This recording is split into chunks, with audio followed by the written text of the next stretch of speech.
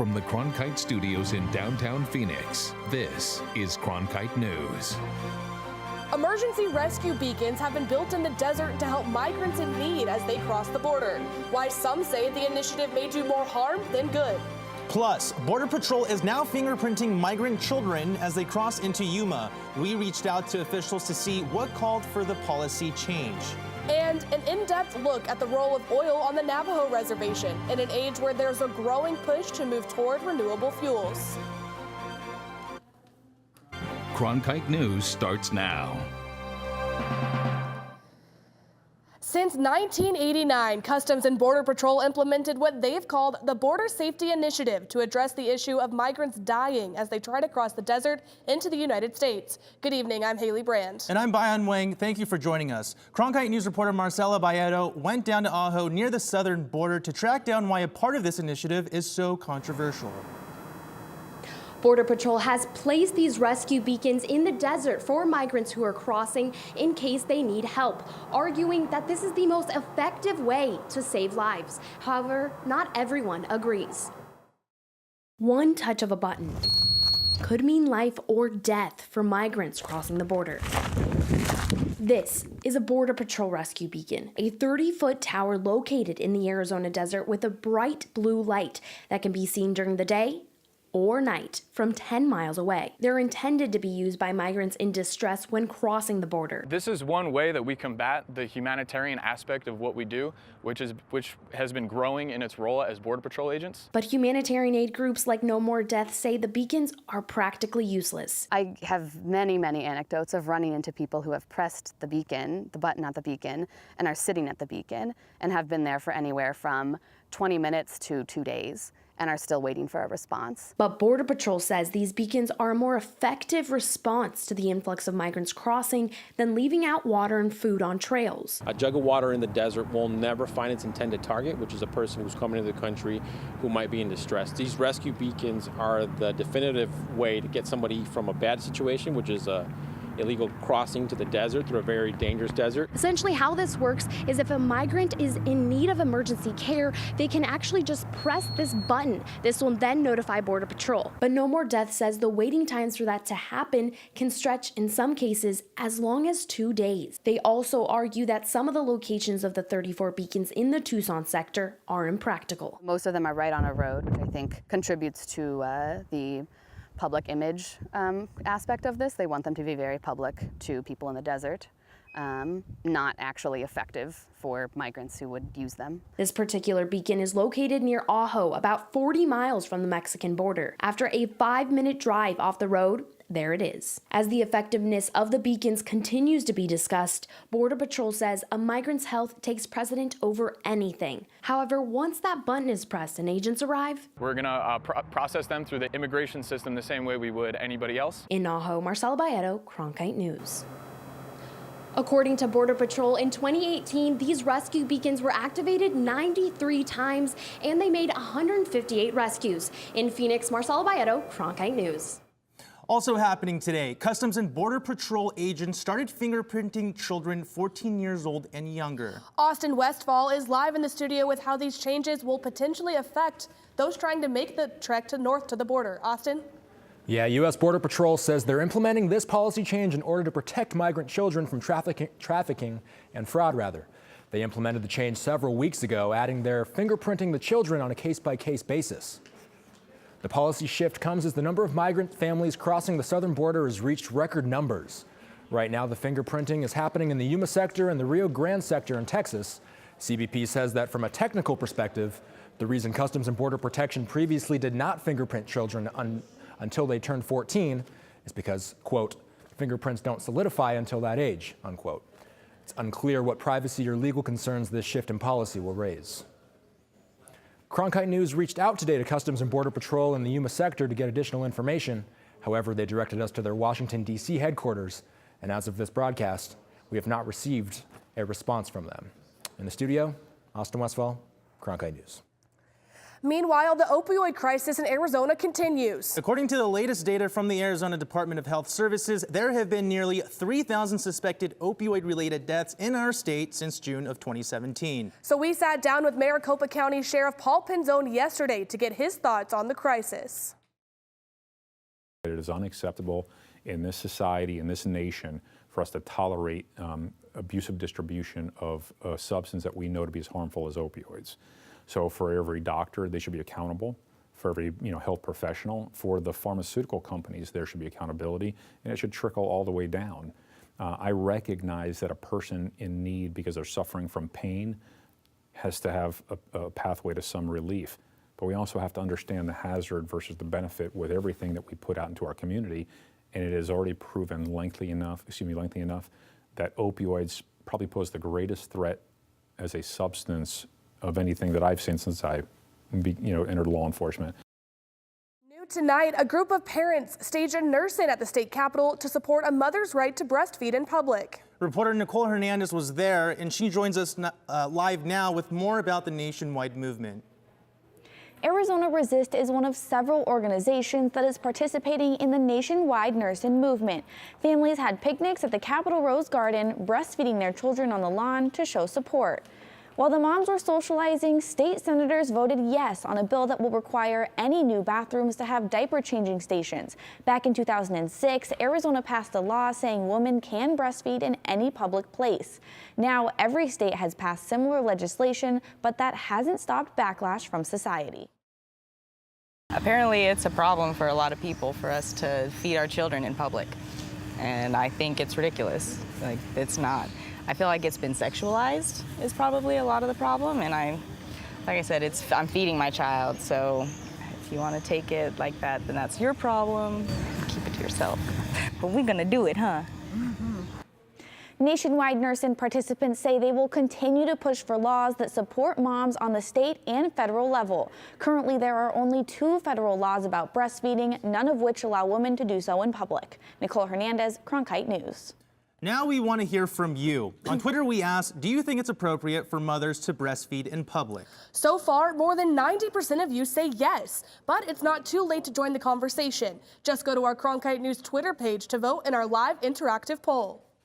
Arizona isn't known as a big oil-producing state, but the majority of oil development that does exist is on native land. Cronkite News reporter Lillian Donahue takes us to some of the oil fields in northeastern Arizona to learn more about the industry's mixed legacy on the Navajo Nation. The small Navajo community of Red Valley is nestled between a rugged mountain pass and the New Mexico state border. It's here that there are more oil rigs than gas stations. And this is the place where Navajo community member Robin Jackson is paying close attention to nearby oil and gas extraction with the environmental group Diné Care. This region is home to me. Whatever happens on the mountain is going to affect our Navajo communities. The region has historically been one of the only oil-producing areas in the state. I'm here on Arizona's largest oil field, the Diné oil field, also known as the People's Field. It's nestled deep inside this mountainside outside of Red Valley, Arizona. Now, since its discovery in the 1960s, according to the Environmental Information Administration, it has produced 19 million barrels of crude oil. Over decades, oil and gas drilling across the Navajo Nation has left a mixed legacy. In the 1920s, it was because of oil companies that the Navajo Nation tribal government was formed. There had to be an approval process for the oil and gas leases, for the permits to drill. And so the Navajo Nation Council was formed, and they're the ones that approved some of the first leases. However, community members in Red Valley have concerns about the environmental and health impacts of possible contamination from oil and gas extraction. People up here do complain about headaches, they complain about noise, they complain about traffic from the trucks, they complain about, they're concerned about their water. The Louisiana-based company Capital Operating Group took over the Diné oil field in 2016. Since then, the company's president, David Burns, says they're shifting away from oil into helium drilling. And what we've done since then is we've converted those wells to helium. And those helium wells come from a reservoir that's deeper than the oil. According to Burns, Capital Operating Group has already converted 8 oil wells to helium production, and the company has plans for 2 more wells over the summer. We're not concerned about our helium. In fact, what we've done is we've reduced emissions completely on that field from, even though they were acceptable previously, they're significantly less than they were before.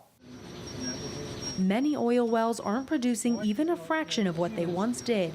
The latest data from the Environmental Information Administration shows over nearly 4 decades, production has dropped from a high of 35,000 barrels a month to just 1,000. Now, there's a push across the Navajo Nation to move away from fossil fuel development altogether and toward renewable energy. Navajo Nation President Jonathan Nez signed a proclamation this month calling clean energy on the nation a top priority. He introduced a plan to develop solar energy capture and storage. How we can help. Arizona Congressman Raul Grijalva says Congress should help tribal communities go green by pushing legislation to incentivize clean energy on lands like the Navajo Nation. We need to encourage renewables. We need to assist those nations in being able to look at wind, look at solar, geothermal, etc. Cronkite News reached out multiple times to the Navajo EPA, Minerals Department, and the Office of the President. However, we have not received any responses or granted on-the-record interviews. In Red Valley, Lillian Donahue, Cronkite News. This story is part of the Elemental series Coming Clean, Oil's Legacy in the Age of the Green Dream. You can read more from our public media partners in the Elementals covering sustainability journalism collaboration at elementalreports.com. It's been a decade since the federal government promised to forgive college debt for graduates working in public service. But thousands are still waiting for the government to follow through. Coming up, what's the holdup? And could the program get cut? Plus, former VP Joe Biden has officially joined the presidential race for 2020. We'll tell you who he gives his first exclusive interview to and when you can tune in to watch it. Stay in the know on the go. At Cronkite News, we work hard to report the facts and keep you updated, whether we're on set or on the scene. Taking it from the studio to the field. So I'm here in South Phoenix. In Phoenix, we're just a click away. Follow us on Facebook and Twitter, or find us online at cronkitenews.azpbs.org. As journalists at Cronkite News, we report on stories that matter to you by focusing on the local impact. We dig deeper and work tirelessly to keep you informed. Live in Wickerburg. Live in Los Angeles. In Cleveland. In Washington. In Louisville. From Jerusalem. Live in Philadelphia. From around the world to right here in Phoenix. At Cronkite News, we report the facts and stick to the truth. In 2007, the federal government promised college students that if they went into public service careers, their debt could be forgiven after 10 years. But now it's 10 years later, and thousands of students are still waiting for that promise to be kept. As Alyssa Klink reports from our Washington bureau. Of the 29,000 applications for loan forgiveness last year, just 96 were approved. That's less than 1%, a rejection rate that Cheyenne Corona calls unacceptable. Who this really impacts or has been impacting is folks like teachers or social workers or, folks that are not getting $100,000 a year. Under the Public Service Loan Forgiveness Plan, nurses, teachers, soldiers, and others in government or nonprofit jobs had to make 120 loan payments, after which they could apply to have the balance erased. Betsy Mayotte, president of the Institute of Student Loan Advisors, said part of the reason for the high rejection rate could be first-year kinks in the process. I think that's one of the reasons there's a lot of people getting denials now, because they were not necessarily aware of the rules required for the program. If we're still seeing denial numbers this high come, say, 2021, 2022, then I'll start to worry. She noted that a number of PSLF regulations didn't even go into effect until 2011 or later. most borrowers shouldn't be eligible for actual forgiveness at this point. The government said around 70% of applications were denied for not meeting program requirements. Another 28% were denied for incorrect or missing information. Corona of the Center for Responsible Lending said the government must do a better job guiding students through the process. That was echoed by Nancy Keneally at Access Lex, a nonprofit dedicated to helping law students afford school. The approval rate being so low is alarming, and I think that speaks to the need by the Department of Education and loan servicers to provide better information to borrowers. Congress intervened last year and approved temporary extension for the PSLF program that gives borrowers a second chance to file their paperwork. Corona said that will help for now, but noted that the entire program has been targeted for elimination by the Trump administration in its 2020 budget. If you're already struggling to repay with your income-driven repayment plan, then this would only increase the amount that you would pay. In Washington, Alyssa Klink, Cronkite News. We reached out to the Arizona Board of Regents to find out how many Arizona students may have been affected, but it said that information is kept by the federal government. They referred us to the Federal Student Aid Office, which said it cannot release a state-by-state breakdown of applications. Meanwhile, after months of speculation, Joe Biden is in the running for the 2020 presidential election. And his first interview with Meghan McCain and her co-host on The View. Meghan took to Twitter this morning saying, quote, "Thrilled that Vice President Joe Biden will be giving his first exclusive interview since announcing his run for president with us at the View table tomorrow morning. It's no secret of my love and friendship with Joe." And her mom, Cindy McCain, tweeting yesterday saying, "Joe is a dear friend of their family, but she will not get involved in presidential politics." The city of Tucson is cutting back on their recycling initiatives. So what caused the sudden change? When we come back, we'll break down how dwindling prices for recycled materials in China are affecting us here in Arizona. Cronkite Noticias is the Spanish-speaking division of Cronkite News, covering topics such as economics, education, sustainability, immigration, and border relations. Cronkite Noticias strives to serve the Spanish-speaking community in Arizona. Under the guidance of prominent Spanish-speaking professionals, students at the Walter Cronkite School of Journalism develop content for our broadcast partner, Univision, as well as on Facebook and Twitter. Explore Cronkite Noticias at cronkitenoticias.azpbs.org. The city of Tucson voted this week to cut back their recycling program. Cronkite News reporter Peter Gong explains why. More than a year ago, China put a ban on importing most plastics and other materials coming from U.S. recycling processors. That led to increased costs for city recycling programs like Tucson's. The reason we've done that is so that the program can be fiscally viable. Councilman Paul Cunningham says the decision is a temporary measure to prolong the recycling program. It will save the city an estimated $1.4 million every year in recycling costs. Carlos de la Torre says China's requirement that recycled items have very little contamination on them hurt. The restriction was that the acceptable contamination of the recyclables going to China was about 4%. Since the change, that basically made a modification going from 4% to a 0.5% contamination. The city of Tucson says that reducing recycling pickups will help alleviate the burden from limits imposed by China, but one resident is still concerned that it would do more harm than good. It's just more things going into the dump that don't need to be, more waste out there, more things on the earth that we don't need. De La Torre says Tucson will do more public outreach and make it clear on how the new recycling schedule will affect residents. But for residents, it means finding other recycling options. I wouldn't mind having a problem doing that, but you've got to have the transportation and the means to move all this stuff to another location, and a lot of people don't have that. In Tucson, Peter Gahn, Cronkite News. Cronkite News reached out to the city of Phoenix and Flagstaff to see if those cities are considering cutting back their recycling programs. Phoenix says they remain committed to their program. As for the city of Flagstaff, they did not respond to us by the time of the show. Now to two of the top trending stories online today. First, Starbucks announced it will install more needle disposal boxes in store bathrooms nationwide. The move comes amid the opioid crisis in America, which continues to affect millions of people. The employee-led initiative began after the third Starbucks worker got pricked by a dirty needle.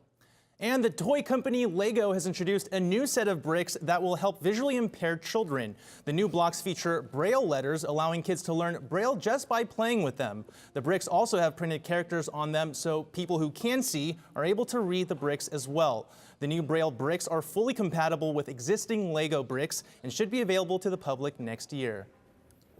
I think those blocks are so cool. When I heard about them, I had students in my class growing up that were visually impaired, and I think having something like that would have really helped them and helped them feel like they were a part of playing with the rest of the kids. Yeah, Legos are just such a common toy that children play with, that for the company to advance their products so kids who are visually impaired could also participate in the fun, it's truly amazing. Absolutely, and Legos may be a good idea for kids today. Jody Guerrero with us now. Jody, people are saying maybe today's not the best idea to be outside and playing. What can you tell us about the weather? Yeah, you're seeing pretty clear skies outside right now, but the air quality is going to be bad until tomorrow. So you're encouraged to stay indoors and to not use gasoline-powered machinery like cars, and maybe just carpool.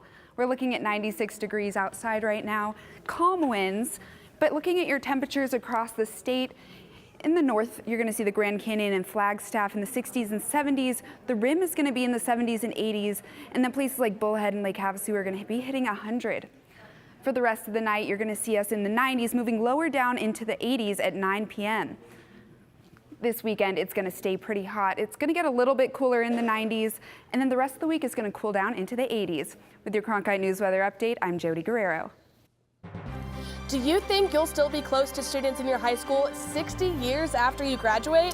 While it may seem unrealistic, a local alumni association is defying the odds. Straight ahead on Cronkite News, meet the class of 1952 from Phoenix Union High School and learn how they have kept their connections alive.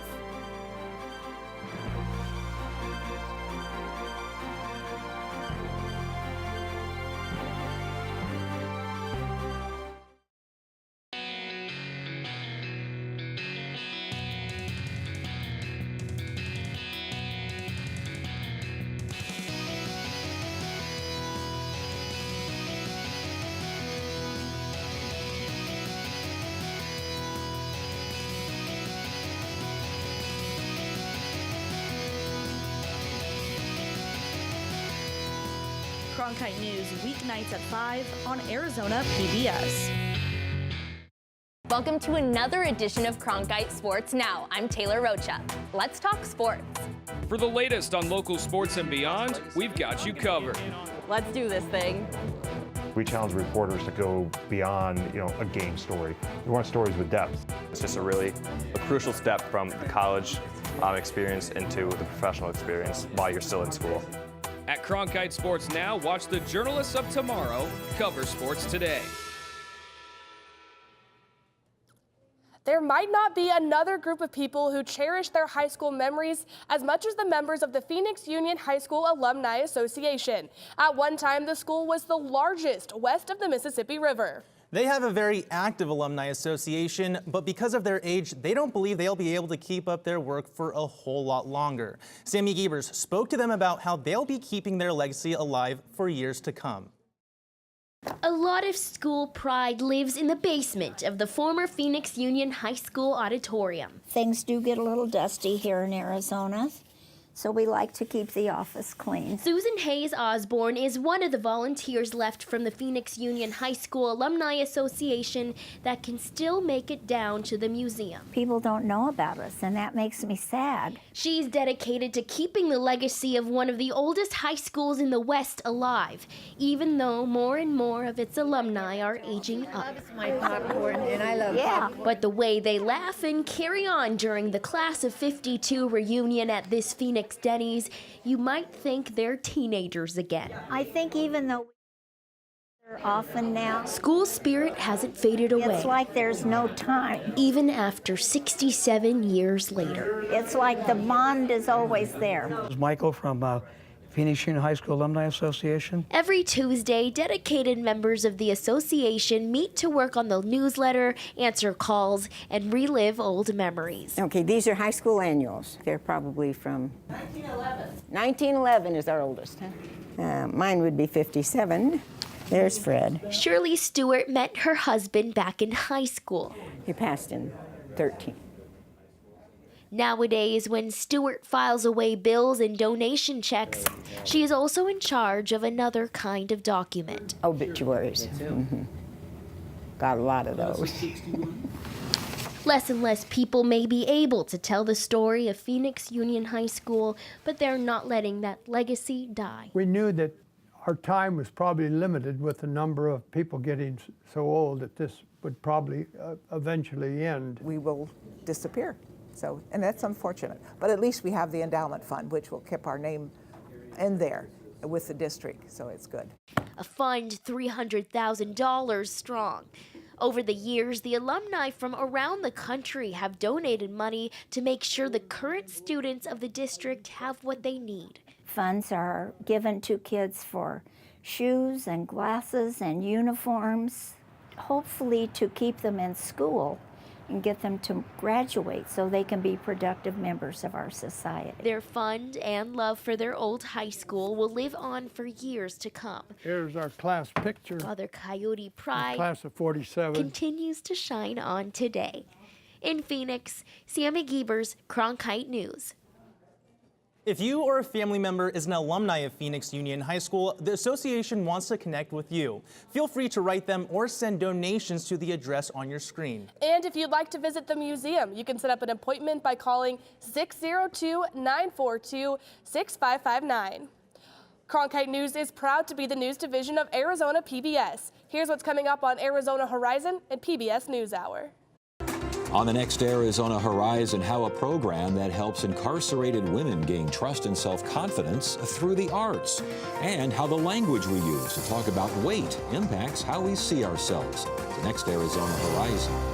I'm Judy Woodruff. On the next NewsHour, Gloria Steinem offers her brief but spectacular take on the evolution of feminism. That's Thursday on the PBS NewsHour.